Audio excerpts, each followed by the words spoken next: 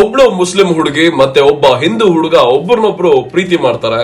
ಆದ್ರೆ ಕೊನೆಗೆ ಗೆಲ್ಲೋದು ಅವ್ರ ಪ್ರೀತಿನ ಅಥವಾ ಮನುಷ್ಯ ಸೃಷ್ಟಿ ಮಾಡಿರೋ ಈ ಧರ್ಮನ ಅಂತ ತಿಳ್ಕೊಳ್ಳೋದಕ್ಕೆ ನಿನ್ನೆ ಅಷ್ಟೇ ಬಿಡುಗಡೆ ಆಗಿರೋ ಕಾಗದ ಚಿತ್ರವನ್ನ ನೀವೆಲ್ಲರೂ ನೋಡ್ಲೇಬೇಕು.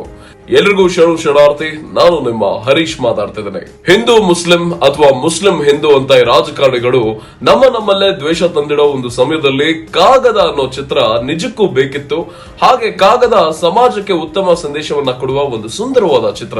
ಕಾಲೇಜಿನ ದಿನಗಳು ನಿಮ್ಗೆ ಖಂಡಿತ ನೆನಪಾಗತ್ತೆ. ಇವತ್ತಿನ ಯುವ ಪೀಳಿಗೆ ನೋಡ್ಲೇಬೇಕಾಗಿರೋ ಒಂದು ಚಿತ್ರ. ಹಾಗೆ ನಿಮ್ಮ ಕುಟುಂಬದ ಜೊತೆನೂ ಈ ಒಂದು ಚಿತ್ರವನ್ನ ನೀವು ನೋಡಬಹುದು.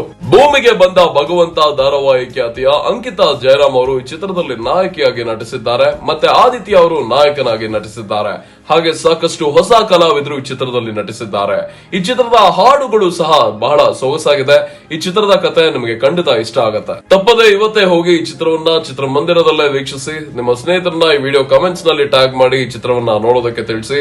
ಹಾಗೆ ಎಲ್ರಿಗೂ ಈ ವಿಡಿಯೋನ ದಯವಿಟ್ಟು ಶೇರ್ ಮಾಡಿ.